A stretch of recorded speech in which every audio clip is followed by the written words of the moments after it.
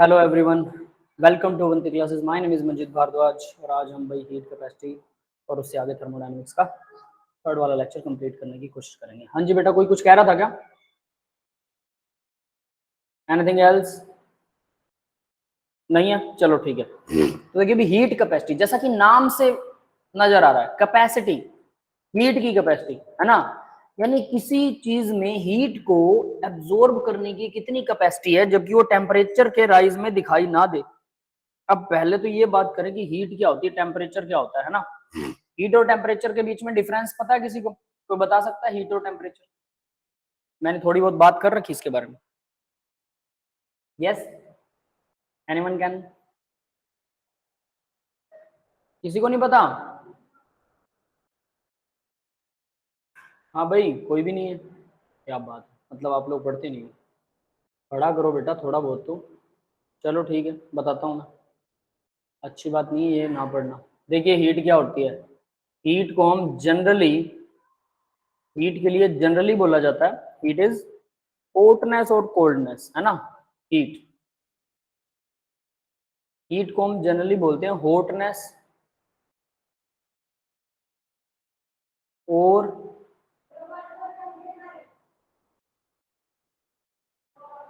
Coldness.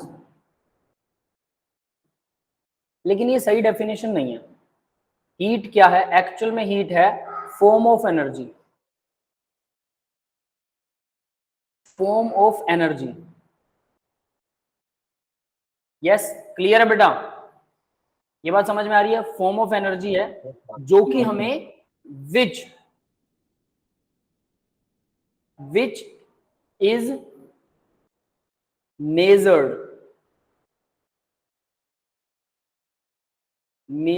as rise or fall in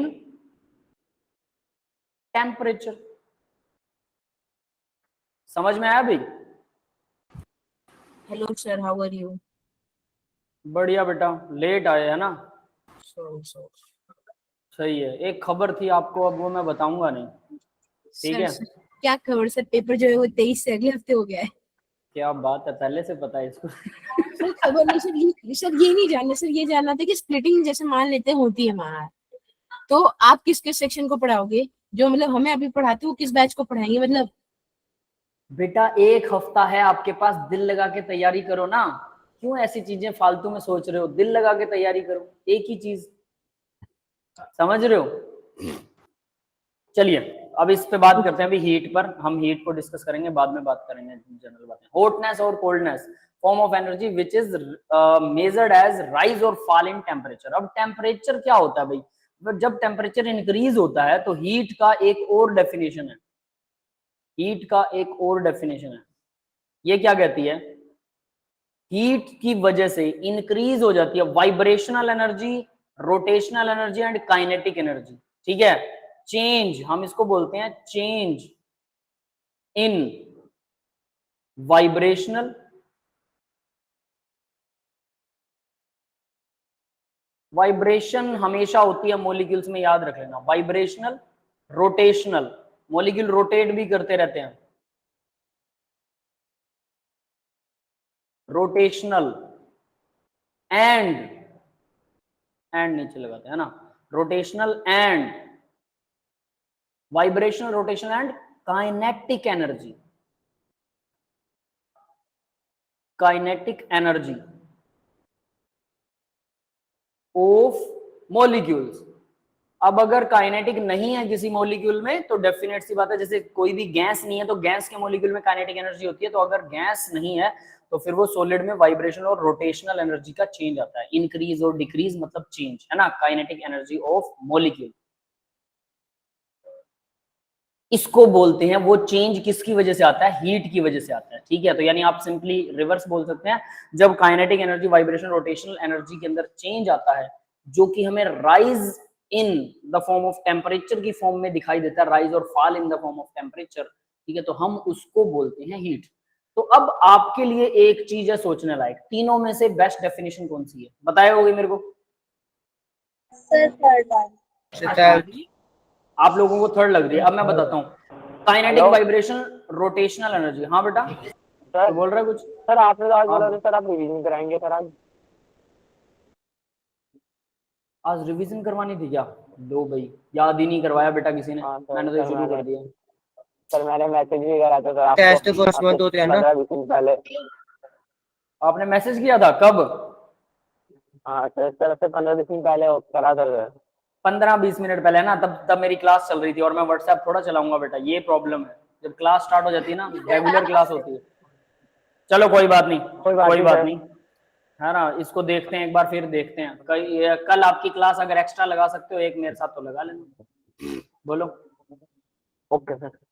है ना, sir वो देखते हैं। सर आपने अब तक क्या करवाया सर? मेरा नेटवर्क चल नहीं रहा था सर, दिक्कत आ रही थी थोड़ी सी। सिर्फ ये सामने डेफिनेशन, सिर्फ ये सामने डेफिनेशन लिखी है ना, सिर्फ यही बता रहा हूँ और कुछ नहीं करवाया अभी तक, ठीक है। सिर्फ ओके सामने सर। जो डेफिनेशन है, ठीक है, बस ये ध्यान दो। अब देखो भाई, वैसे तो सबसे बेस्ट डेफिनेशन तो ये बनती है हीट की कि change in vibration rotation and kinetic energy of molecules, जो कि जनरली फिजिक्स वाले भी चिल्ला चिल्ला के बोलते रहते हैं कि ये असलियत में टेम्परेचर चेंज होता है, टेम्परेचर की वजह से ये चेंज होता है और हीट यही चेंज करती है। ठीक है, मान लिया, लेकिन अगर मैं हीट देने की बजाय किसी चीज को, हीट देने की बजाय इलेक्ट्रिकल एनर्जी दूं और इलेक्ट्रिकल एनर्जी से उसकी वाइब्रेशन रोटेशन एनर्जी चेंज कर दूं, तो वो इलेक्ट्रिकल एनर्जी भी डेफिनेटली हीट में चेंज होगी सबसे पहले, और उसके बाद में उसकी वाइब्रेशन रोटेशन और काइनेटिक एनर्जी बदलेगी। ये बात समझ में आई सबको? यानी पहले वो तो हीट में ही चेंज होगी, तो हीट से ही अपना काम चलने वाला है। और जीवन ग्रुप में लिंक सेंड नहीं किया, प्रज्ञा बोल रही है सर आपने जीवन ग्रुप में लिंक सेंड नहीं किया। बेटा जीवन ग्रुप में लिंक मैंने नहीं सेंड किया आज। आपके ग्रुप में लिंक नहीं आया था क्या? Yes sir.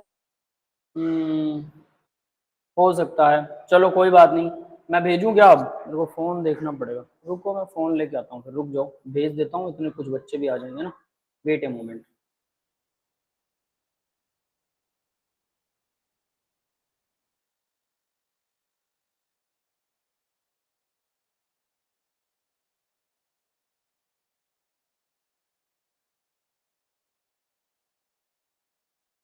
ग्रुप का पूरा नाम जीवन, आगे क्या है बेटा?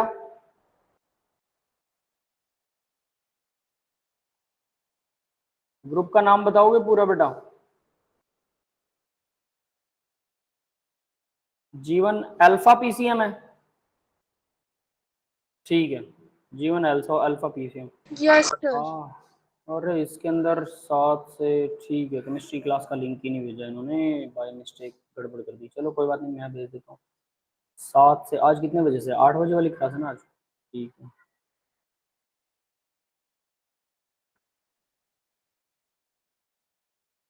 चलो कोई बात नहीं, 8:15 से, 8:15 से स्टार्ट हुई ना क्लास अपनी।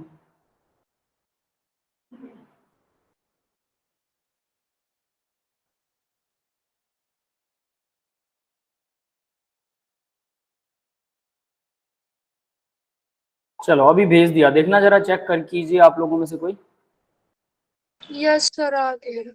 ठीक है, वो बेटा बाय मिस्टेक रह गया होगा, ठीक है। लिंक मैं नहीं भेजता हूँ, बैकएंड टीम भेजती है, ठीक है। हम लोग जनरली चेक करते रहते हैं बीच बीच में।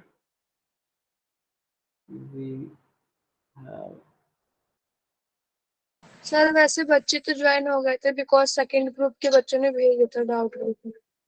अच्छा ठीक है, चलो वेल एंड गुड है। फिर भी कोई एक आधा बच्चा, कई बार एक दो ऐसे बच्चे होते हैं जो सिर्फ ग्रुप पर डिपेंड करते हैं और बाकी की इधर उधर की चीजें शायद उनको ध्यान नहीं रहती हैं, तो वो एक दो को फायदा हो जाएगा, है ना। चलिए तो बात करते हैं भाई हॉटनेस और कोल्डनेस, यानी कि बेस्ट तो यही मानते हैं फिजिक्स वाले, ठीक है। लेकिन फिजिक्स वाले भी यहाँ पर गड़बड़ करते हैं, वो सिर्फ काइनेटिक एनर्जी के बारे में बात करते हैं, वाइब्रेशनल और रोटेशन को भूल जाते हैं, ठीक है। बट अगर मैं कहूं कि इन तीनों को मिला दें तो पूरी फुल डेफिनेशन बनती है, इन तीनों से हीट की पूरी डेफिनेशन ये बनती है। यस, क्लियर है सबको? Yes sir. ये बात समझ। तो जब भी हीट को डिफाइन करें तो सिर्फ नीचे वाली डेफिनेशन नहीं, क्योंकि ये डेफिनेशन थोड़ी सी गहरी बन जाती है, इसमें इसके अंदर तो कोई दूसरी एनर्जी यूज करके भी, कोई दूसरी एनर्जी यूज करके भी वाइब्रेशन और रोटेशन को इंक्रीज किया जा सकता है। कैसे भाई? सिंपल सी बात है, हो सकता है वो हीट में ना भी बदले, कुछ ऐसी एनर्जीज भी होती हैं जैसे रेडिएशन एनर्जी। रेडिएशन, किसी मॉलिक्यूल के ऊपर रेडिएशन डाल के आप उसकी वाइब्रेशन और रोटेशन एनर्जी बढ़ा सकते हैं, तो वहां पर ये कन्फ्लिक्ट कर जाएगी और ये गड़बड़ कर जाएगी, ये वाली डेफिनेशन गलत सिद्ध हो जाएगी। यस, क्लियर है मेरी बात? Yes sir.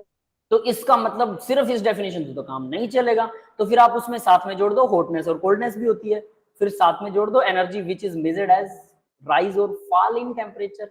अब क्लियर कट हो जाएगा, और तीनों को डिफाइन करने के बाद अब क्लियर कट हो जाएगा कि हीट क्या होती है। अब कोई दूसरी एनर्जी की वजह से ऐसा नहीं होता है। यस, क्लियर है? समझ में आ गया भाई? यानी सिर्फ रोटेशन बदलना, सिर्फ वाइब्रेशन बदलना, वो शायद कोई रेडिएशन बदल सकती है, ऐसा कुछ कर सकती है, बिल्कुल कर सकती है रोटेशन वाइब्रेशन बदलना, ठीक है। रेडिएशन की वजह से काइनेटिक एनर्जी भी बदल जाती है, तो वहां पर हीट की जरूरत नहीं पड़ती है। लेकिन हॉटनेस कोल्डनेस भी होती है, मेजर इन राइज और फॉल इन टेम्परेचर, और वो हीट की फॉर्म होती है। तो इन तीनों को कॉम्बिनेशन करके बताओगे तो परफेक्ट हीट की डेफिनेशन मिलेगी। अब यहाँ पर भी एक और ट्विस्ट आएगा, हीट यहाँ पर खत्म नहीं होती है, हीट ये अधूरा ज्ञान है, ये भी बता दूं। जब तक हीट कैपेसिटी नहीं पढ़ेंगे तब तक हीट को नहीं पढ़ पाएंगे, हीट को समझ नहीं पाएंगे। तो अब हम बात करेंगे हीट की कैपेसिटी की। यस बेटा, हीट सबको समझ में आ गई ना? पिछले जो ये था यहाँ हॉटनेस कोल्डनेस और ये हीट ही थी, ठीक है, एनर्जी। अब बात करते हैं हीट कैपेसिटी की। हीट की कैपेसिटी, कुछ मॉलिक्यूल ऐसे होते हैं आप उनको हीट एनर्जी दे रहे हो, ठीक है। जैसे आप लोगों ने अपने बारे में भी देखा होगा, कुछ बच्चे ऐसे होते हैं कि उनको गर्मी कम लगती है, या कुछ ऐसे होते हैं उनको सर्दी कम लगती है, कुछ ऐसे होते हैं उनको गर्मी सर्दी बहुत ज्यादा लगती है। और अब हम कहें कि यार हम तो ह्यूमन हैं, अलग अलग नेचर होता है, अलग अलग जीन्स होते हैं, मान सकते हैं, लेकिन उसको थोड़ा सा रिलेट कर लीजिएगा, उसको रिलेट कीजिएगा एरिया वाइज भी। जैसे समुंदर के इलाके के पास जो एरिया होते हैं, मुंबई के अंदर, सूरत गुजरात के अंदर, ठीक है, और जितने भी अपने तटस्थ एरिया हैं, तट मतलब जहां समुंदर का वो लगता है, टच लगता है, उस एरिया के अंदर 50 किलोमीटर के एरिया, समुद्र के तट से लेकर, समुद्र के बीच से लेकर, सी बीच से लेकर 50 से 60-70 किलोमीटर तक का एरिया मान सकते हैं, उससे ज्यादा भी हो तो मुझे नहीं पता। इतने एरिया के अंदर ना तो ज्यादा गर्मी होती है कभी, ना ज्यादा सर्दी होती है कभी। समझ में आ रही है मेरी बात? सर मतलब ये हो गया ना कि कोई आदमी बीच पे रहता है तो उसको 50 किलोमीटर के अंदर है तो उसको साल भर टी शर्ट पहननी होगी, क्योंकि ना ही उसको ज्यादा गर्मी लगेगी ना ही ज्यादा ठंडी लगेगी। साल भर टी शर्ट रह सकता है। देखो सर्दी ऐसी होती है कि अगर आप कोट डालना चाहो तो डाल लो, नहीं डालेंगे ना, जैसे यंगस्टर्स हैं, आप लोग हैं, बच्चों को ठंड कम लगती है ना, तो अगर आप नहीं भी डालेंगे तो भी टी शर्ट में रह सकते हो। मैंने ऐसा किया 2011 के अंदर, मेरे मौसी जी रहते थे सूरत गुजरात के अंदर, तो मैं वहां गया था, ठीक है। तो वहां पर मैं सर्दियों में भी गया, और फिर उसके बाद 1 साल बाद फिर से मैं गया था तो गर्मियों में भी गया, 15-15 दिन रह के आया, ठीक है। और वहां मैंने देखा गर्मियों में फैन चल रहा है, ठीक है, और बंदे सो रहे हैं, कोई दिक्कत नहीं, एकदम बढ़िया माहौल है, फैन चल रहा है। सर्दियों में गया तो सर्दियों में भी फैन चल रहा है, लेकिन फैन चल रहा है तो हम कंबल लेके सो रहे हैं, बस इतना फर्क पड़ा कि कंबल लेके सोए, और सुबह उठे ठंडे पानी से नहा रहा हूँ, थोड़ा सा ठंडा लगता है पानी, हल्का सा एक बार, लेकिन यूं नहीं है कि बहुत ज्यादा ठंड लग रही है जैसे अपने यहाँ पे दिल्ली में होती है, हरियाणा में होती है, पंजाब में होती है ना, ऐसा नहीं था, बहुत सर थोड़ा वैसे सा। दिल्ली नदी के पास, समुद्र के पास नहीं है, पर बारिश के बाद हालात दिल्ली के समुद्र जैसे ही हो जाते हैं। हाँ तो वो एक अलग मैटर है बेटा, दैट्स द डिफरेंट मैटर। लेकिन वहां पर तो 12 मास समुद्र रहता है ना, तो उसकी वजह से ऐसा होता है। वो ऐसा क्यों होता है, मतलब 12 मास मौसम लगभग ज्यादा गर्म नहीं हो पाता, ज्यादा ठंडा नहीं हो पाता, उसका कारण है heat capacity of water. Water में हीट कैपेसिटी होती है, इसका मतलब क्या? और जो मिट्टी होती है उसमें हीट कैपेसिटी नहीं होती। यानी आपने रेगिस्तानी इलाकों में देखा होगा गर्मियों में बहुत ज्यादा गर्मी पड़ती है और सर्दियों में बहुत ज्यादा सर्दी पड़ती है।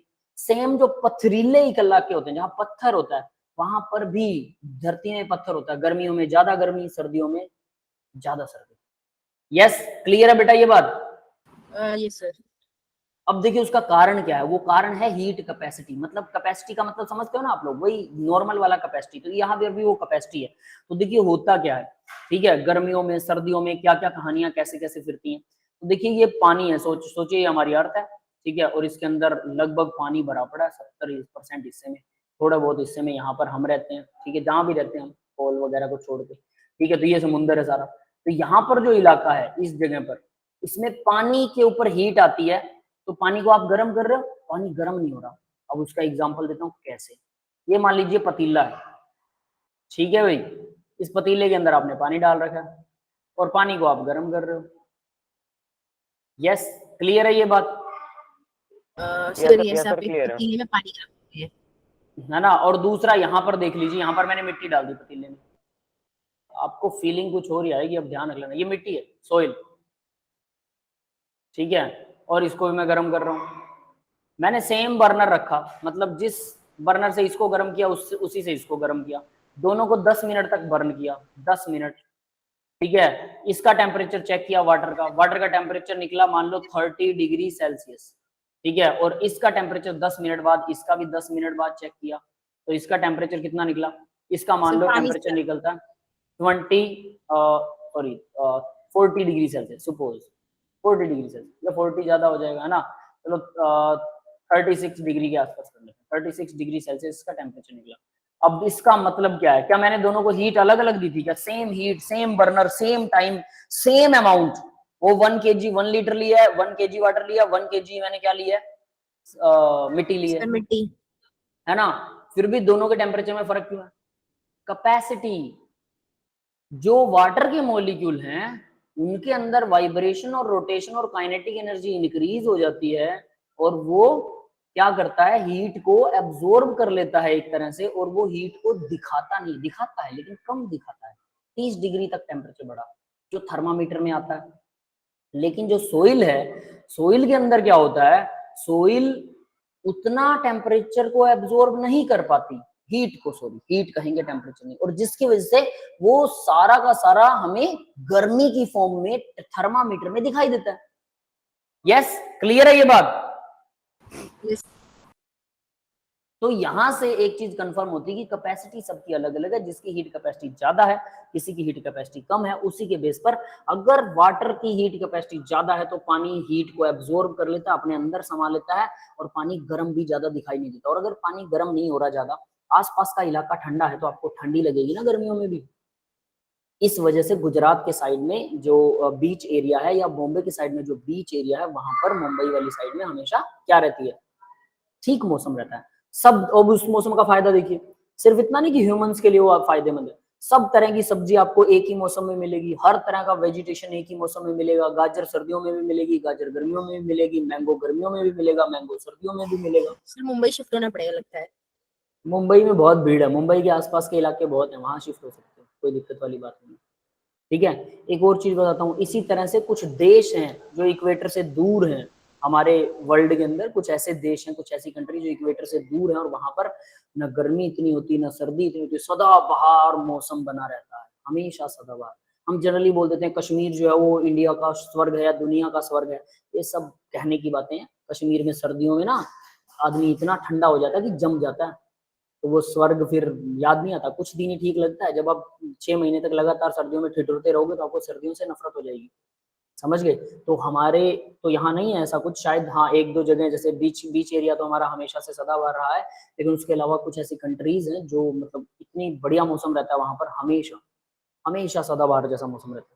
इसीलिए लोग उन कंट्रीज को, मतलब नेचर है भाई, सीधी सी बात है, किसी की जगह पर कुछ है, किसी जगह पर कुछ है। इंडिया के अंदर हर तरह का नेचर है, इसलिए इंडिया के लोग दुनिया में, इंडिया की आर्मी सबसे ज्यादा बेस्ट मानी जाती है, क्योंकि वो हर नेचर में लड़ सकती है।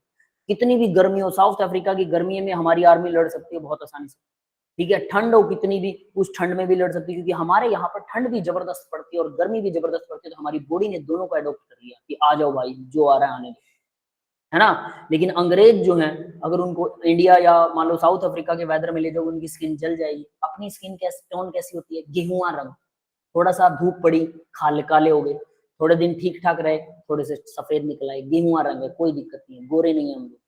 कुछ लोग गोरे होंगे आप लोगों में से, नो वरी, ठीक है, वो एक अलग बात है, लेकिन मोस्ट ऑफ द गाइज जो है वो लगभग गेहुए रंग के हैं। गेहुए और गोरे रंग में फर्क होता है, याद रख लेना सर है ना।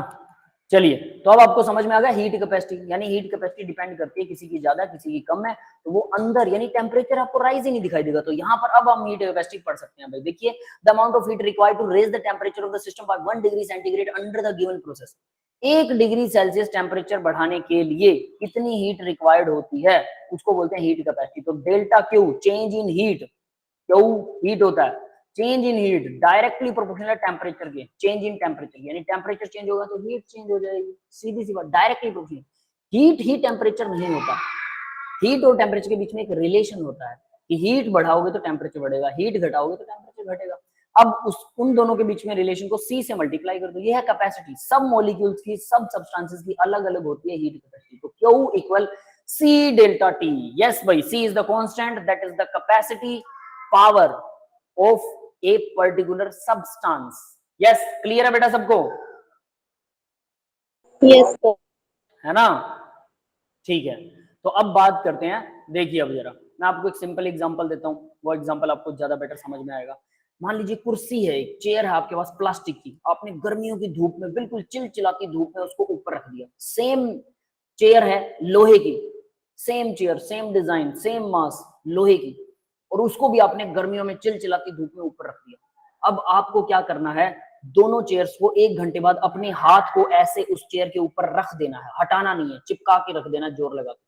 किस चेयर पर आप हाथ रखना पसंद करेंगे बताइए? किस पर? प्लास्टिक पर ना। इसका मतलब आप दोनों ये के बीच में सर, दोनों पे नहीं रखना चाहिए।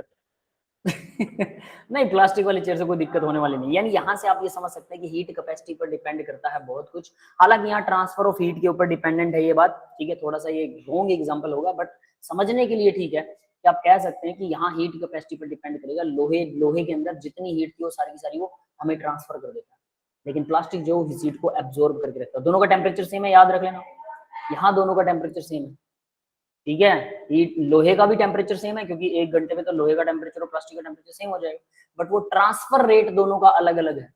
ट्रांसफर रेट अलग अलग है, क्यों? क्योंकि उनकी हीट कैपेसिटी अलग अलग है, इसलिए ट्रांसफर का रेट अलग चीज है। टेम्परेचर लोहे का ज्यादा मत मान लेना आप, जबकि लोहा आपको ज्यादा गर्म लगेगा, जबकि वो उतना ही गर्म है जितना प्लास्टिक है। लेकिन प्लास्टिक धीरे धीरे ट्रांसफर कर रहा है आपकी बॉडी को हीट, इसलिए आपको कम गर्म लगेगा। लोहा बहुत जल्दी ट्रांसफर कर रहा है। तो ट्रांसफर रेट दोनों का अलग अलग है, और ट्रांसफर रेट की वजह क्या है? क्योंकि उनकी हीट कैपेसिटी अलग अलग है। यस, क्लियर है? प्लास्टिक नहीं लगता है ना क्या बेटा? सर एक क्वेश्चन था। प्लास्टिक। हाँ बोलो बेटा। सर अगर हीट कैपेसिटी ज्यादा होगी तो सर वो उतना ही हीट को होल्ड करके रखेगा। हाँ, ये कह सकते हैं उसका टेम्परेचर ज्यादा नहीं बढ़ेगा। फिर हीट कैपेसिटी ज्यादा तो टेम्परेचर इंक्रीज दिखाई नहीं देगा आपको, हीट को एब्जॉर्ब उतना ही होल्ड करके रखेगा। जैसे एग्जांपल, हीट कैपेसिटी किसकी है, किस मतलब? हमने एक मटेरियल बनाया, उसी का एग्जांपल दे रहा हूँ। देखिए हमने एक मटेरियल बनाया, एक क्यूब है, चौरस क्यूब, ठीक है, बिल्कुल चौरस डब्बा। ये एक मटेरियल का है, स्पेशल मटेरियल है, ठीक है। नाम मुझे याद नहीं है, पहले याद था, भूल चुका हूँ, ठीक है। इसको गर्म करते हैं ये लोग। कितना गर्म करते हैं? इसका टेम्परेचर हो जाता है भाई 2000 डिग्री सेल्सियस, जिसके ऊपर लोहा भी पिघल जाता है। लोहा 1538 डिग्री सेल्सियस पे पिघलता है ना। इसका टेम्परेचर होता है 2000 डिग्री सेल्सियस। लेकिन आप बाहर से ना इसको पकड़ सकते हो, 2000 डिग्री सेल्सियस टेम्परेचर। इसका कोर में अंदर टेम्परेचर होता है 2000 डिग्री सेल्सियस, लेकिन बाहर इतना ठंडा होता है कि आप इसे पकड़ सकते हो, समझ गए? हाथ लगा सकते हो। अब ऐसा क्या बेटा? सर इसके बारे में सुना है, सुना हुआ है, ठीक है। अब इसका ऐसा, नाम क्या है सर?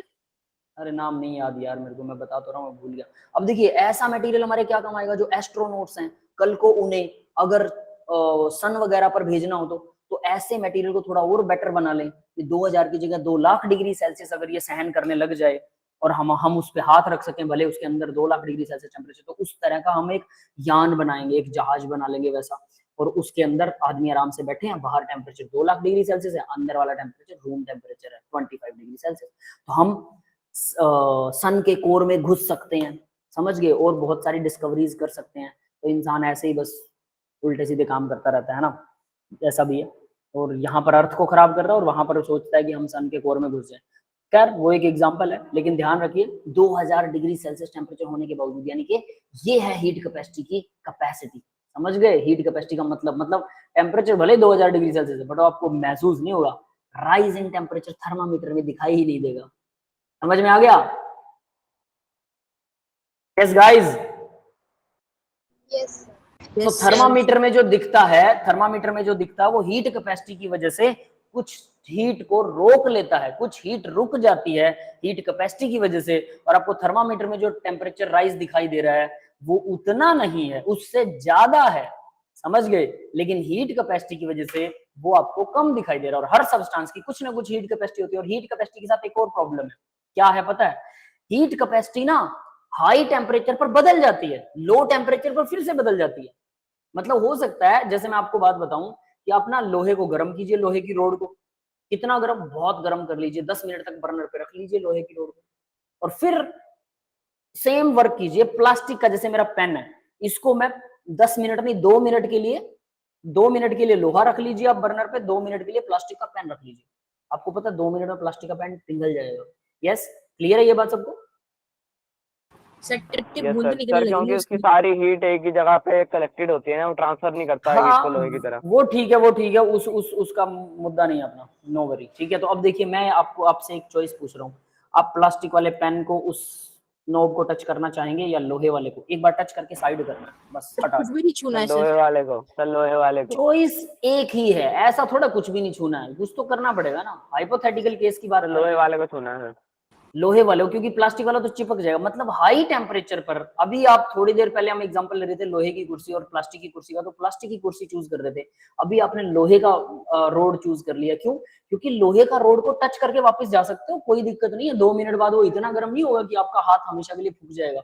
लेकिन प्लास्टिक वाले को अगर टच कर लिया, वो साथ में चिपक जाएगा और वो ज्यादा गर्म फील होगा। यही चीज है हीट कैपेसिटी की। अब देखिए दूध को उबालते हैं, दूध सबको पता है ना, मिल्क, उसको उबालते हैं, उसमें पानी होता है बहुत सारा, पानी को उबालिए, दोनों के टेम्परेचर में हो सकता है बॉइलिंग पॉइंट में थोड़ा बहुत फर्क हो, दोनों उबल गए, उबलने के बाद दोनों का टेम्परेचर पानी का भी 90 कर लीजिए, दूध का भी 90 डिग्री सेल्सियस कर लीजिए, दोनों का 90 कर लिया टेम्परेचर। अब बताइए आपके हाथ पर दूध डाला जाए या पानी 90 सर डिग्री पानी। सेल्सियस उबलता हुआ, एक गिलास पानी या दूध। एक गिलास दूध?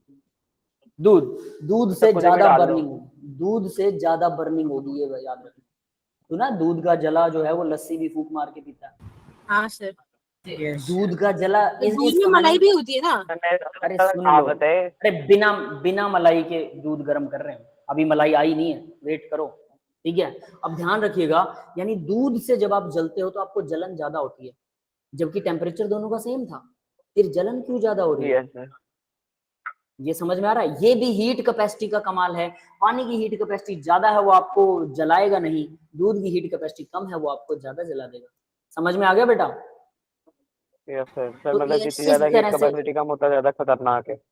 हाँ इस तरह से आप कह सकते हैं कि वो खतरनाक नहीं, मतलब टेम्परेचर सेम होगा तो हमें वापस दे देगा, हमें बहुत जल्दी वापस देगा कि ले जा जा जा जा, है ना?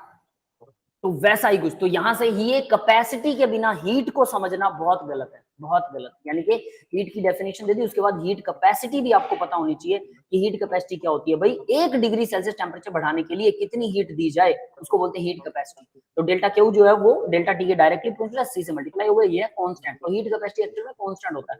तो यहाँ इन्होंने डेल्टा नहीं लगाएंगे, हम याद रखना ये डेल्टा गलत है। क्यों? मैंने बोला टेम्परेचर राइज होने पर जैसे प्लास्टिक की हीट कैपेसिटी बदल गई, लोहे की बदल गई, तो हम लोहे को हाथ ज्यादा लगाना पसंद करेंगे अगर लोहे को बर्नर के ऊपर लोहा गर्म करते हैं बजाय की प्लास्टिक के। लाइक दैट यानी कि टेम्परेचर बदलने के साथ क्योंकि हीट कैपेसिटी बदल जाती है, तो इसलिए इसको डी की फॉर्म में लिखिए। छोटा सा चेंज हीट कैपेसिटी में इक्वल होता है C D T. Delta Q C delta Q हो सकता है, लेकिन एक लिमिटेड अमाउंट में होता है, ये लिमिटेड होता है। बड़ी रेंज में उल्टा हो जाएगा, जिसकी हीट कैपेसिटी पहले ज्यादा थी उसकी हो सकता है कम हो जाए या कुछ और हो जाए, मतलब हीट कैपेसिटी टेम्परेचर के साथ बदलती रहती है। यस, समझ में आ गया? एक छोटी सी रेंज में ठीक ठाक काम करती है ये। हाँ बेटा, क्लियर है सबको? हाँ जी यस सर। सर। तो सर इसका सर फॉर्मूला है क्या सर, ये हीट कैपेसिटी निकालने का, D Q equal to C D T? हाँ हाँ, ये फॉर्मूला है बेटा, सी डी टी, और नीचे वाला भी फॉर्मूला है। अब D delta Q equal C delta T से याद रखिए, बट कई बार आपको डेल्टा से नहीं निकालना होगा, आपको डी से निकालना, डिफरेंशिएशन से निकालना। छोटा सा चेंज, बड़ा नहीं, छोटा चेंज।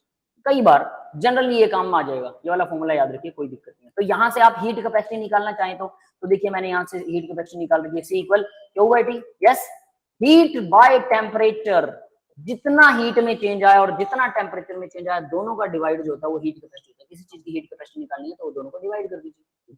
यस, क्लियर है? Yes sir. हीट क्या होती है भाई? हीट होती है जूल में, टेम्परेचर चेंज केल्विन में होता है, जो जूल पर केल्विन होता है, heat capacity joule per kelvin. Yes, clear है बेटा सबको? Joule per kelvin. हाँ जी हाँ सर। Yes sir. बस ठीक है। तो अब आगे बढ़ते हैं। तो ये कैलोरी पर केल्विन हो सकता है, क्योंकि जूल की जगह एसआई यूनिट की जगह कैलोरी भी ले सकते हैं, कैलोरी पर केल्विन भी हो सकता है। That's it. चलिए भाई अब आगे बढ़ते हैं। तो हीट कैपेसिटी समझ लीजिए खत्म हो गया, हीट भी। देखिए इसमें 2 स्लाइडों में इतना टाइम लगाया, मतलब ये है कि ये समझने का मुद्दा ज्यादा है, ठीक है। फॉर्मूला तो इसका छोटा सा ही है, बट इसका फिजिकल नेचर लोगों को समझ में नहीं आता है, थर्मोडाइनमिक्स में खासकर फिजिकल मीनिंग नहीं पता होता लोगों को। आगे देखते हैं बेटा मोलर हीट कैपेसिटी। तो हीट कैपेसिटी तो कर ली, लेकिन हमने इसमें एक चीज छोड़ दी थी, पता क्या भाई? मैंने बोला 1 डिग्री सेल्सियस टेम्परेचर बढ़ाने के लिए कितनी हीट चाहिए। आप लोगों ने 1 लीटर पानी ले लिया, मैंने ले लिया 1000 लीटर पानी। बताओ 1 डिग्री सेल्सियस टेम्परेचर बढ़ाने के लिए मेरे को ज्यादा हीट चाहिए, आपको कम चाहिए, ये तो गड़बड़ हो गई। पानी तो पानी है, तो हमने उसको स्पेसिफाई नहीं किया, समझ गए? Yes sir. अब मोलर हीट कैपेसिटी में स्पेसिफाई कर देंगे, मतलब वो जनरलाइज फॉर्मूला था, ऐसे ही मुंह उठा के फॉर्मूला दे दिया, वो किसी काम नहीं आता है, ठीक है, क्योंकि अमाउंट के बिना आप नहीं उसे कर सकते, तो असलियत में तो काम यही आएगा, मोलर हीट कैपेसिटी। सीएम बोलते हैं इसे, सीएम मोलर। सर ये वाला याद रखें, वो वाला, तो दोनों याद रखने हैं, दोनों याद रखने हैं, फॉर्मूला कोई नहीं छोड़ना, उससे ये बनेगा, फिर आगे तिकड़मबाजी करेंगे इनमें, देखना। तो सीएम देखो क्या होता है भाई, तो सीएम क्या होता है? C/N हीट कैपेसिटी पर मोल, हीट कैपेसिटी पर मोल, या भी आप इसे कैसे कह सकते हैं? तो डेल्टा क्यू, देखिए चेंज इन हीट क्या था? C इंटू डेल्टा टी, यही था, क्लियर है? पर मोल अगर आपको करना है तो C into delta T into N, number of mole, कितने मोल के लिए आपने, मतलब ये सारी कार्रवाई कितने मोल्स के लिए की है, बस इनटू मोल हो जाएगा। यानी कि कितने मोल के लिए टेम्परेचर बढ़ा गया, कितने मोल था जो सिस्टम, तो उसको मल्टीप्लाई कर दिया नंबर ऑफ मोल से। तो अगर हम सीएम निकालें, यानी कि अब ये जो सी है ये सीएम हो गया, क्लियर है बेटा? हाँ भाई, तो ये सीएम बन गया। तो सीएम जो है आप सिंपली लिख सकते हैं C/N, और C की वैल्यू क्या थी? Q/T क्या होता है? C होता है कि नहीं होता? यस, समझ में आ गया? डिवाइड में n, यानी इसके मल्टी डिवाइड में, तो C/N भी लिख सकते हैं, या फिर Q/T इंटू N लिख सकते हैं, कैसे भी याद कर लो, चॉइस इज योर्स। और इसका यूनिट भी जूल पर केल्विन पर मोल होगा, बस मोल से मल्टीप्लाई होगी, और तो कुछ रहा ही नहीं। यस, क्लियर है बेटा? ठीक है, अब देखिए CM, DQ और Q और डेल्टा Q, ठीक है, सब एक ही है, कोई फर्क नहीं है। CM क्या होता है? C/N, ये मैं लिख चुका हूँ। DQ क्या होता है? CN और N CM DT, और डेल्टा Q क्या होता है? C और N CM डेल्टा T, ठीक है। तो ये सारे के सारे वैल्यूज है। अब बात करते हैं इनके, यही वाले फॉर्मूले, इन्हीं 2 से बन जाएंगे, इन पे फोकस करो बस, ज्यादा टेंशन नहीं लेने। अब आगे देखो molar heat capacity at constant volume. अब हीट कैपेसिटी ना 2 तरीके से होती है, 2 मेथड्स हैं हीट कैपेसिटी को याद करने के, ठीक है। हीट कैपेसिटी 2 तरह की होती है, सिंपली ये कह सकते हैं। पहले स्पेसिफाइड नहीं था, अब हमने मोलर हीट कैपेसिटी निकाल दिया, स्पेसिफाइड हो गया, कोई दिक्कत नहीं। अब बात करते हैं मोलर हीट कैपेसिटी 2 तरीके की होती है, एक होती है कांस्टेंट वॉल्यूम पे, एक होती है कांस्टेंट प्रेशर पर। हीट 2 तरीके से दी जा सकती है, कांस्टेंट वॉल्यूम पर और कांस्टेंट प्रेशर पर। ये बात समझ में आई? Yes sir, constant volume. अब आपको लगेगा कि यार कांस्टेंट वॉल्यूम कर लो, कांस्टेंट प्रेशर कर लो, हीट तो हीट है, उतनी देनी है, दिक्कत क्या है? तो अगर कांस्टेंट वॉल्यूम पर हो तो उसको CMV बोलते हैं, अगर कांस्टेंट प्रेशर पर उसको CMP बोलते हैं, ठीक है। CMV CMP, बस इतना याद रखिएगा। V पैरों में लगा हुआ है, सबस्क्रिप्ट है, ये M और P और M और V दोनों सबस्क्रिप्ट, ठीक है। यस बेटा, क्लियर है ये बात? अब मैं इसका डिफरेंस बताऊंगा कि दोनों में डिफरेंस क्या होता है। कोई कुछ बोल रहा है क्या?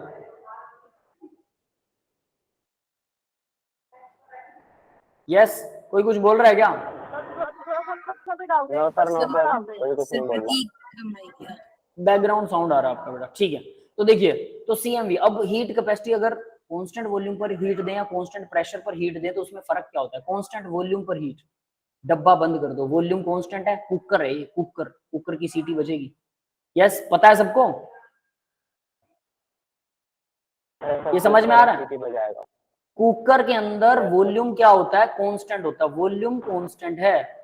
इसके ऊपर अगर आप हीट देते हो और एक पतीले में दे दो, पतीले में ओपन है पतीला, तो बाहर से क्या पड़ रहा है? 1 एटमॉस्फेयर। प्रेशर कांस्टेंट है, क्योंकि 1 एटमॉस्फेयर तो नहीं बदलने वाला। तो अब बताइए सब्जी किसमें जल्दी बनेगी? सर फर्स्ट कुकर में। देखा, लड़कियों को पता है, हमारी मम्मियों को भी पता है, हमारी सिस्टर्स को भी पता है। हम लोग डफर हैं, 2000 पैदाइशी डफर होते हैं। मुझे ऐसा ही पता है है। सर, मुझे पता है। और इसको पता, किस किस को पता बताओ? ठीक, ये सारे के सारे बच्चे जो हैं ध्यान दे लेना भी, जो हाथ भर रहे हैं वो सब के सब बर्तन मांजते हैं और खाना बनाते हैं घर पे, हमें सर पता देखो लगता हाँ सर, बर्तन बुराई में क्या सर करें। सर हाँ सर, कभी कभी सर बस सर मेरे सही है। सर मैंने अपने इन्हीं हाथों से सर कितनी थालियां मांजी होंगी अपने घर की, मैं ही जाता हूँ सर। और खाना तो मेरे को अच्छा बनाना आता है। बुराई क्या ये है वाला लेक्चर ना, ये वाला लेक्चर मैं आपके मम्मी को भेजूंगा, जूते मारेंगे आपके, याद रखना। सर भेज दो सर, ये सच है। बर्तन अपनी बात में मारेगी, सर खाना तो भेज अच्छा दो बनाना खवा। आता है। हाँ, सही है। सर मैं बता रहा हूँ सर, अगर मेरा आईआईटी में नहीं होता ना कटिंग करके भेजूंगा इसकी, वो क्या वो क्लिप बना के कहूंगा ये लो सर जी देखो बच्चे ऐसे सर बात करते सर हैं। सर सर, सर मेरा स्ट्रेटेजिक प्लान है सर। अगर मेरा आईआईटी में नहीं होता है, मेरा आईआईटी में मतलब नहीं होता है मेरा गलती से, तो मैं क्या करूंगा ना, आपके घर के सामने रेडी खोलूंगा। मेरे घर के आईआईटी सामने रेडी, वो क्या किस काम के लिए? कंपटीशन कम होगा ना, कंपटीशन कम है ना। कंपटीशन कम है मतलब? अरे समझ यार नहीं आया मुझे। समझे नहीं सर। अब मैं छोले भटूरे की रेडी आपके घर में, जितने भी एरिया में आपके होगी ना, सबके ऊपर अपने दोस्त को बिठा दूंगा। 100-200-300 किलो का है, तो सारे कॉम्पिटिटर्स खत्म, फिर मैं 25 के भाव में आपके क्या कहते हैं उसको यार, छोले भटूरे बेचूंगा। छोले भटूरे की छोले रेडी। भटूरे, क्या बात है, छोले भटूरे का बिजनेस, मतलब ये तो भाई होटल खोलने वाला है फ्यूचर में, हमें समझ में आ रहा है। ठीक है, इसका कोई आईआईटी करने का वो अरे नहीं है मूड। सर दिल पे क्यों ले लेते हो सर? देखो ऐसा ही है, मुझे लग रहा है कि आप मतलब फ्यूचर में होटल, क्योंकि जो लोग ना होटल वही खोलते हैं, बड़े लेवल का काम वही करते हैं जिनकी सोच थोड़ी बड़ी होती है। भले ही वो शुरू में सोचे कि छोले भटूरे की रेडी लगाएंगे, बाद में दुकान खोलेंगे, फिर दुकान से थोड़ा रेस्टोरेंट हो जाएगा, रेस्टोरेंट से होटल, फिर होटल की ब्रांचेस हो जाएंगी, फिर किसी और बिजनेस में, फिर रियल एस्टेट के बिजनेस में, और ऐसे करते करते मोटे लोग बन जाते हैं। मुझे पता है, सर आप लेकिन कहना क्या सोच चाहते हो, बड़ी होनी जेठालाल चाहिए। बनाना चाहते हो क्या मुझे? पता नहीं, अब जेठालाल तो मैंने देखा नहीं, ज्यादा थोड़ा बहुत देखा है वो। सर देखो सर, अच्छा है बहुत।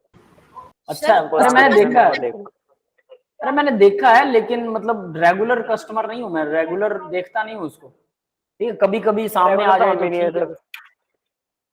लेकिन सर मैं आप आपसे भी मीम्स कम, देखना, कुछ बस उसके करिए बाद में देखे मैं। बताओगे। अब बहुत बहुत कम देखी मैंने, कोई 10-15 एपिसोड देखे होंगे आज तक, मुश्किल से। सर आपने वो 10-15 भी, देखे, सर मैंने फिर तो 3 आपने देखे। बहुत कुछ मिस करा।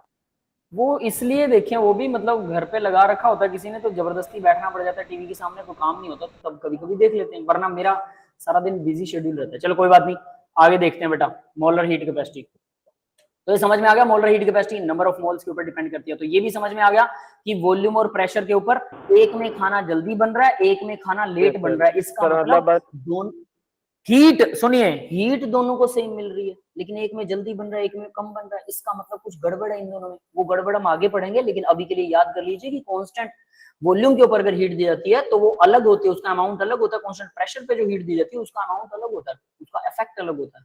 यस, ये बात क्लियर आ गई। तो जब हीट अलग होती है कांस्टेंट वॉल्यूम और कांस्टेंट प्रेशर पे, तो हीट कैपेसिटी भी अलग होगी, तो सीएमवी और सीएमपी भी अलग होगा। यस, क्लियर है बेटा सबको? Yes sir. ठीक है, यस सर। ये चीज है। ठीक है, उनको पक्का समझ में आ गया होगा जो बर्तन वगैरह धोते हैं लड़के जितने भी हैं। बाकी लड़कों पे मेरे को भरोसा नहीं है, उनको समझ में आएगा कि नहीं, है ना, उनको आगे समझाएंगे। ठीक है, आ जाएगा आ जाएगा। आ जाएगा, चलो सही है। अब तो देखो भाई, घर पे जाके दोनों के आलू बीच में उबालेंगे। रिलेशन, क्या बात है, दोनों के बीच में रिलेशन है CP CV, heat capacity at constant pressure, heat capacity at constant volume. अब ये सीएमपी नहीं है, मोलर हीट कैपेसिटी नहीं है, ओनली हीट कैपेसिटी है। Heat capacity constant pressure, heat capacity constant volume, दोनों का डिवाइड कर दें और माइनस कर देंगे तो आर के इक्वल आ जाएगा। What is R? R is gas constant. Yes, clear है बेटा सबको, है ना, गहरा रिलेशन, यस सर।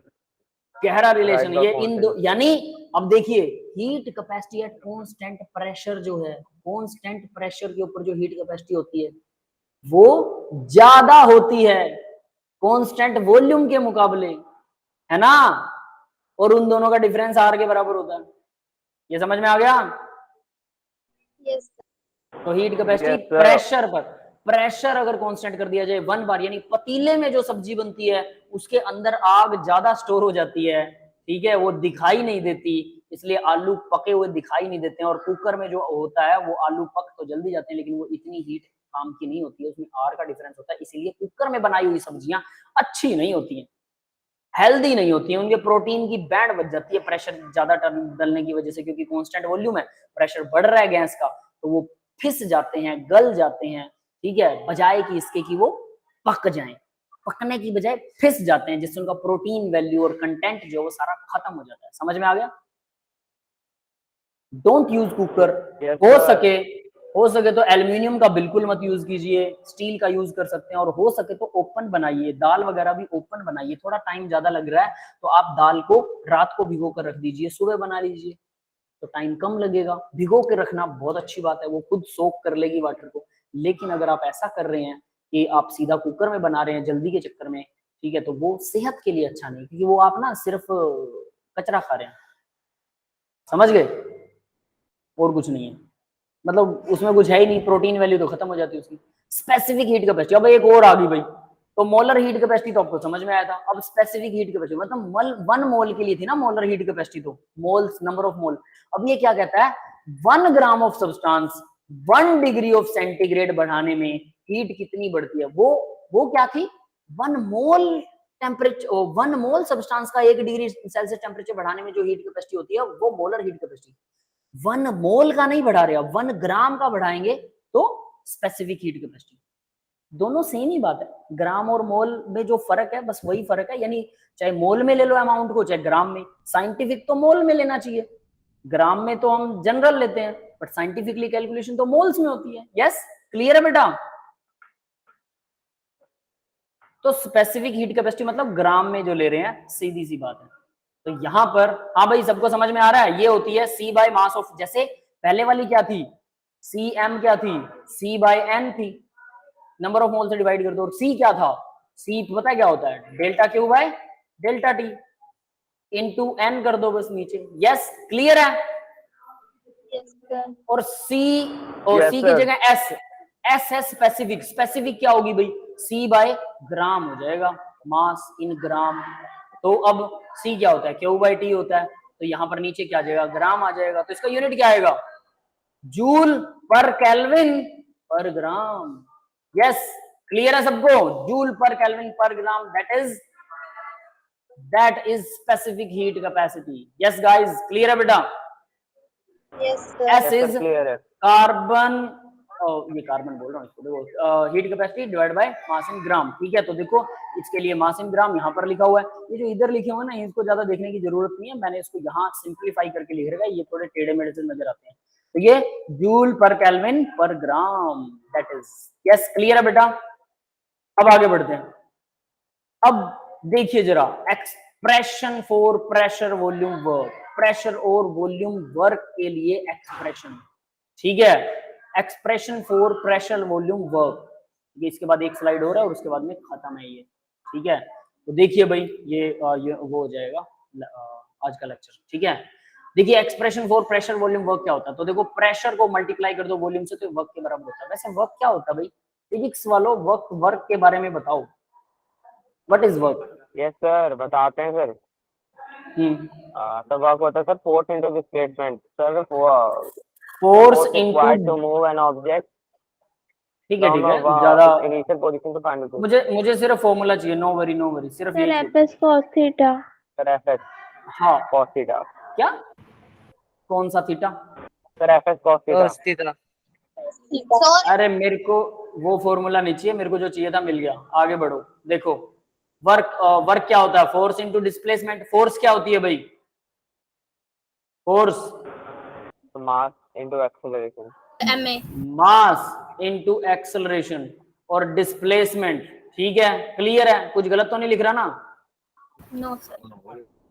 तो बस फिर आपको समझ लो पीवी भी वर्क होता है। कैसे होता है, तो फोर्स इनटू डिस्प्लेसमेंट ऐसा यूनिट लगाएंगे तो जूल बनेगा, तो पीवी भी जूल में आ जाएगा। कैसे आएगा वो पहले इसको एक्सप्लेन करते हैं। मास इनटू एक्सेलरेशन, तो एक्सेलरेशन क्या होती है बताओ, acceleration Velocity upon time. Distance per unit time का square, distance into second square into displacement या डिस्टेंस, ये कह लीजिए। तो ये क्या हो गया, मास होता है केजी में, ठीक है, डिस्टेंस क्या होता है मीटर में, मीटर स्क्वायर पर सेकंड स्क्वायर। यस, क्लियर है? Yes sir. ठीक है, ये समझ में आ गया होगा। तो अब हम बात करते हैं प्रेशर इनटू वॉल्यूम की। तो बताओ जरा, प्रेशर इनटू वॉल्यूम क्या होता है, प्रेशर क्या होता है? फोर्स Force पर upon unit area. Area, volume क्या होता है मीटर क्यूब, Yes, sir. ठीक है। तो फोर्स क्या होती है, mass into acceleration into metre cube divided by area square, नहीं एरिया ओनली नॉट स्क्वायर। आगे देखिए, तो मास इंटू एक्सेलरेशन क्या होती है, मीटर पर सेकंड स्क्वायर। तो हम इसको क्या लिखेंगे, पहले इसको मास को लिखेंगे KG, sorry KG into acceleration होगी मीटर पर सेकंड स्क्वायर, और मल्टीप्लाई में एरिया, एरिया क्या होता है डिस्टेंस का स्क्वायर, है ना, साइड इंटू साइड। और इधर से ये मीटर क्यूब है, और ये डिस्टेंस का स्क्वायर है, डिस्टेंस के स्क्वायर को क्या लिख सकता हूँ, मीटर का स्क्वायर। यस, समझ में आ रहा है कि नहीं सबको, Yes, sir. ठीक है। Yes, sir. ठीक है, तो मैं इसको मीटर का स्क्वायर लिख सकता हूँ। तो ये मीटर एक, और यहाँ पर मान लीजिए मीटर का स्क्वायर लगा देता हूँ, 1 मीटर इधर से कट गया, मीटर स्क्वायर कट गया, तो क्या बचा, KG metre square second square, KG metre square second square, मतलब पी इंटू वी भी क्या होता है, क्या होता है, हाँ भाई, पी इंटू वी भी वर्क डन होता है, और उसका यूनिट भी जूल होता है। ये समझ में आ गया वर्क डन कैसे होता है वो। Yes, तो sir. यहाँ Yes, मैंने sir, आ लिखा गया। हुआ है, तो यहाँ मैंने लिखा हुआ, तो प्रेशर इंटू वॉल्यूम भी आपके फिजिक्स वाला वर्क ही है। और इसी तरह से एक इलेक्ट्रिकल वर्क भी होता है, उसका भी एक यूनिट होता है, वो आप लोग फिजिक्स में ही पढ़ोगे, यहाँ नहीं पढ़ने वाले, ठीक है, अब ना मैं पढ़ाने वाला। अब आगे बढ़ते हैं बेटा, तो अब इसको थोड़ा फिर से एक्सप्लेन करेंगे, सीधा सीधा तो हम नहीं छोड़ने वाले इसे। तो वर्क ऑफ एक्सपेंशन जो होता है, अब ये याद रखना, ये माइनस होता है वर्क ऑफ एक्सपेंशन। अब ये क्या चीज है, और एक्सपेंशन का मतलब क्या है, अगर पिस्टन नीचे था यहाँ पर, ये पिस्टन ऊपर चला गया, तो क्या हुआ भाई, एक्सपेंड होगी गैस, गैस, Yes, sir. इसको बोलते हैं वर्क ऑफ एक्सपेंशन। यानी काम किस पे हो रहा है, सिस्टम हमारा पिस्टन है, सिलेंडर है, काम किस पे हो रहा है, सराउंडिंग पे हो रहा है, क्योंकि फैल गई गैस तो सराउंडिंग पे जोर पड़ा। सराउंडिंग कौन है, सराउंडिंग हम होते हैं हमेशा, याद रखिए ना, वैसे हम सराउंडिंग नहीं है, पूरा यूनिवर्स होता है सराउंडिंग, लेकिन याद रखिएगा सराउंडिंग को खुद मान के चलिएगा, ठीक है, कि मैं ही सराउंडिंग हूं। तो उसके बाद में आप देखेंगे कि सराउंडिंग पे जब वर्क होता है, यानी हम पर जब भी वर्क होगा, हमें अगर एनर्जी मिल रही है, तो वो हमेशा नेगेटिव होगी। किसी से कुछ उधार लेना हमेशा नेगेटिव होता है, याद रखना, दोस्तों से उधार लेके देख लो, वो कभी ना कभी आपसे ऐसा इलीगल काम करवाएंगे या ऐसी इच्छा पूरी करवाने की कोशिश करेंगे जो आपके लिए मुश्किल हो जाएगी, और नहीं करोगे तो आपको गालियां निकालेंगे कि मैं तेरे काम आया था। आप एक दोस्त से आज 5 रुपए मांग लो, ठीक है, उधारे, कि भाई उधारे दे दे, और वो 10 दिन बाद आपसे 5 की जगह पर कहेगा मेरे को 1000 रुपए चाहिए। आपके पास आपके पर्स में उसने 1000 रुपए देख लिए, और फिर बोलेगा भाई 1000 रुपए दे दे, उसने 5 रुपए दिए थे, आपने चुकाए नहीं, अब आपने मना कर दिया, तो फिर वो आपको गालियां निकालेगा कि मेरे से तो 5 रुपए लिए थे। वो 5 रुपए का भी एहसान दिखा देगा। किसी से 5 रुपए भी लेना कितना भारी हो सकता है, यहाँ से आप सोच सकते हैं। किसी दोस्त से आज आप बाइक ले लीजिए, ठीक है, 5 मिनट के लिए आपको बहुत जरूरी काम है, आपने बाइक ले ली, और 5-7 दिन बाद अगर वो दोस्त ऐसा ही हुआ, ठीक है, अच्छे लोगों की बात नहीं कर रहा हूँ, but most of the guys are like that, तो अगर वो ऐसा ही हुआ, तो वो आपसे 10 दिन बाद 5 दिन बाद ना आपकी बाइक मांगेगा, और आपसे आपका 100-200 रुपए का तेल फूक के आएगा, ऐसे ही बस घूमने के लिए, कि इसने मुझसे मांगी थी 5 मिनट के लिए या 10 मिनट के लिए, आज मैं इसकी 2 घंटे के लिए बाइक का तेल फूक के आऊंगा, ऐसे ही बस चिढ़ निकालने के लिए। ऐसे से लोग हैं दुनिया में, यस देयर आर। समझ रहे हो, तो कितना खतरनाक है किसी से कुछ भी हेल्प लेना, बहुत खतरनाक है, याद रख लेना। यस, क्लियर हुई ये बात। तो यानी अगर आपको कोई कुछ सामान दे रहा है तो नेगेटिव एनर्जी होती है, याद रख लेना। साइंस इसको नेगेटिव मानती है कि कुछ लेना नेगेटिव है, तो सराउंडिंग पे अगर काम हो रहा है तो नेगेटिव एनर्जी, सिस्टम पे काम हो रहा है मतलब हम एनर्जी दे रहे हैं सिस्टम को, we are giving something to anyone else. अगर हम किसी को कुछ दे रहे हैं तो वो पॉजिटिव होता है। आप किसी की हेल्प करके देखिए, किसी को दान दीजिए, 5 रुपए, 10 रुपए, 1000 रुपए, किसी दोस्त की जो मजबूरी में उसकी हेल्प कीजिए। हेल्प का मतलब उसको वापस नहीं लेंगे आप, फेवर ऐसा नहीं कि फेवर कर दिया फिर वापस आप उससे फेवर मांग रहे हैं, नहीं, उसे कभी वापस नहीं लेंगे वो चीज, उसको बोलते हैं पॉजिटिव एनर्जी। आपको बहुत खुशी मिलेगी, समझ में आ रहा है। किसी गरीब को खाना खिलाइए, बहुत खुशी मिलेगी। समझ में आई भाई बात। Yes, sir. साइंस भी वैसे ही मानती है, और बिल्कुल मानती है, साइंस साइंटिफिक है, तो इसलिए सिस्टम पर अगर काम हो रहा है तो पॉजिटिव, मतलब हम एनर्जी दे रहे हैं। सराउंडिंग पे काम हो रहा है, हम सराउंडिंग हैं, हमारे ऊपर काम हो रहा है तो नेगेटिव एनर्जी। तो अगर एक्सपेंड कर रहा है पिस्टन तो नेगेटिव वर्क डन होगा, अगर पिस्टन कंप्रेस कर रहा है तो पॉजिटिव वर्क डन होगा। यस, क्लियर है बेटा सबको। Yes, sir. ठीक है, तो यहां पर अब देखिए जरा, अब हम इसको शुरू करते हैं। मान लीजिए कि गैस है अंदर पिस्टन के, और वो एक्सपेंड कर गई dx सेंटीमीटर, मतलब ये है dx, ये रहा, दिख रहा है सबको, ये रहा dx, इतना सा एक्सपेंड करेगी। एक्स मतलब डिस्टेंस, गैस यहां से यहां तक पहुंच गई, नीचे से ऊपर तक इतनी फैल गई। ये येलो वाला वॉल्यूम, ये है डीवी, मतलब वॉल्यूम में चेंज कितना हो, ये तो पूरा वॉल्यूम ऐसा हो गया ना। यस बेटा, समझ में आ रहा है क्या? Yes sir.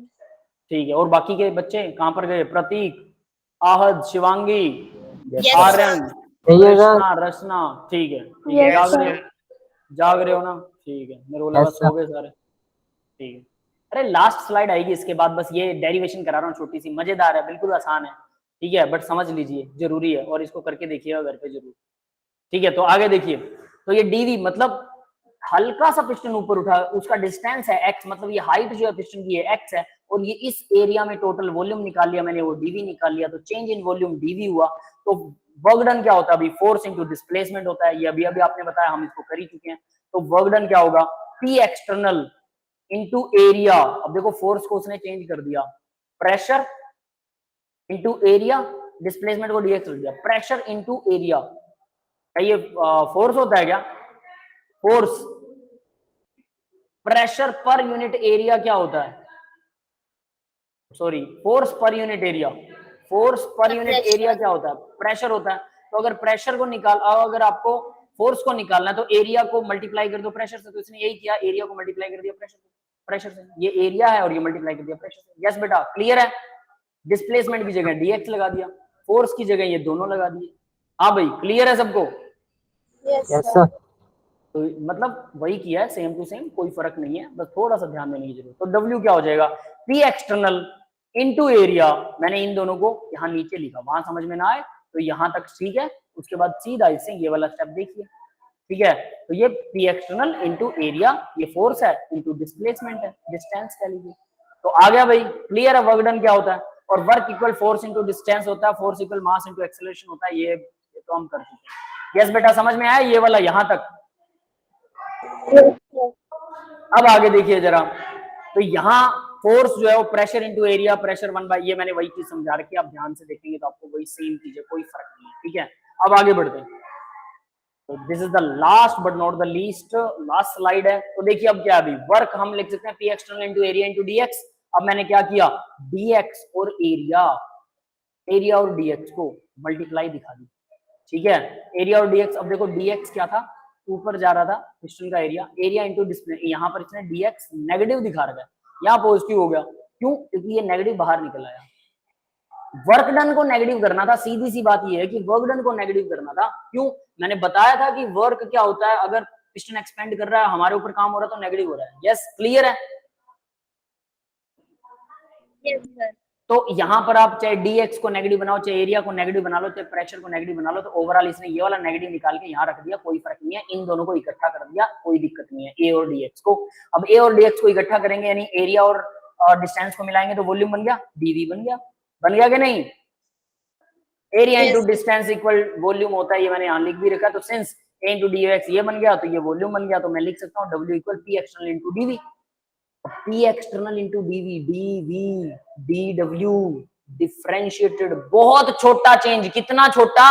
अनमेजरेबल, क्या होगा? रिवर्सिबल। यस, याद है? Yes, sir. Yeah. बहुत मत्था मारा था इसके ऊपर, बहुत ज्यादा। नहीं याद है तो फिर चुल्लू भर पानी लो और उसमें डूब जाओ, है ना, वैसे भी बाढ़ आ रही है, गली में कूद जाओ, है ना, वहां पे भी डूब ही जाओगे। सर एक है बार ना? मेयर बता दोगे आप? क्या? वो अभी अभी आपने लिखवाया नहीं, जो बता नहीं रहे थे आप, एक लो मेरा नेट लैग हो गया था, मैं लीव हो गया था। आप चले गए थे? कहाँ चले गए थे? बाहर? देखो कहाँ तक पहुंचे थे, चलो मेरे को ये बताओ। सर मैं आपके मोलर हीट कैपेसिटी के बाद वाले टॉपिक पे था, मैं उसको मतलब मेरा जैसे ही वो आपने खत्म किया था तुरंत ही आपकी आवाज कट हुई, उसके बाद मेरी स्क्रीन ब्लैंक हो गई थी। मोनो, कौन सा टॉपिक? मोलर हीट कैपेसिटी के बाद का। मोलर हीट के बाद? बेटा बहुत दूर चले गए हम तो, काफी टाइम लगेगा, या तो आप इसका ना रिकॉर्डिंग सुन लेना, कोई बात, ठीक है, उसमें फिर आपको टाइम लगेगा, बिल्कुल डेफिनेटली। अब आगे देखिए, तो रिवर्सिबल, तो यहां पर हम, ये रिवर्सिबल होगा अगर मैं इसी चेंज को इंटीग्रेशन कर दिया, इंटीग्रेशन समझते हो ना, मतलब इकट्ठा कर दिया, तो डी डेल्टा डब्ल्यू बन जाएगा, यानी वर्क डन कह लो, चेंज इन वर्क डन की जगह वर्क डन बोलेंगे, तो वर्क डन इक्वल क्या आ जाएगा, negative P delta we. Negative क्यों, क्योंकि वर्क डन नेगेटिव, आप नेगेटिव वर्क डन लगा दीजिए, इसे प्लस कर दीजिए, एक ही बात। समझ में आ रहा है भाई? और क्योंकि यहाँ डेल्टा लग रहा है तो ये क्या हो गया, इररिवर्सिबल। डेल्टा इररिवर्सिबल चेंज के लिए लगता है। क्लियर है बेटा? Yes sir. तो ये रिवर्सिबल वर्क डन था, ये इररिवर्सिबल वर्क डन था, ये दोनों के बीच में यही डिफरेंस है। और मैंने सिर्फ एक ही लाइन याद करने के लिए बोली थी कि अगर जहां पर भी स्मॉल चेंज आए तो रिवर्सिबल, जहां बड़ा चेंज आए डेल्टा आए वो इररिवर्सिबल। बस इसको याद रख लीजिए, सबको सब कुछ क्लियर है। अब देखिए भाई, साइन ऑफ कन्वेंशन ये मैं आपको बता चुका हूँ। पॉजिटिव साइन कब लगता है, नेगेटिव साइन कब लगता है, ये मैं पहले ही बता चुका हूँ। क्लियर है? कन्वेंशनल का मतलब जब सिस्टम एक्सपेंड होता है तो नेगेटिव साइन है, जब सिस्टम कंप्रेस होता है मतलब हम काम कर रहे हैं सिस्टम के ऊपर, हमने दबाया पिस्टन को, पॉजिटिव, हमने एनर्जी दी पॉजिटिव, हमें कोई दे रहा है नेगेटिव, कल को घाटा हो सकता है बहुत बड़े वाला। यस, क्लियर है बेटा सबको? ये यहां से आपको क्या याद रखना है, डेरिवेशन में W equal negative P delta we. ये कौन सा होता है भाई, ये एक्सपेंशन का वर्क होता है। अगर आपको कंप्रेशन का वर्क लिखना है तो W equal P delta we, बात खत्म है। और मैंने बोला था पीवी जो ऑपरेशन टू वॉल्यूम जो वर्क डन ही होता है, लेकिन यहाँ पर कोई ना कोई तो चेंज होना चाहिए, दोनों कांस्टेंट हो गए तो वर्क डन होएगा ही नहीं। ये भी फिक्स है, ये भी फिक्स है, वर्क डन कैसे हो सकता है, नहीं हो सकता। तो इसलिए या तो डेल्टा पी चेंज हो या फिर डेल्टा वी चेंज हो या दोनों चेंज हो, कोई दिक्कत नहीं है, तब भी वर्क डन होगा। लेकिन एक चीज तो चेंज करनी पड़ेगी, पी और बी अगर दोनों कांस्टेंट है, प्रेशर और वॉल्यूम, तो वर्क डन नहीं होगा। यस, क्लियर है सबको? यस सर, समझ गया। नेगेटिव पॉजिटिव भी समझ में आ गया होगा। That's all for the today's lecture. तो आज हम ये लेक्चर खत्म कर रहे हैं, आपका ये लेक्चर खत्म हुआ। अब आपको क्या करना है, अपने डाउट्स हैं तो डाउट लीजिए।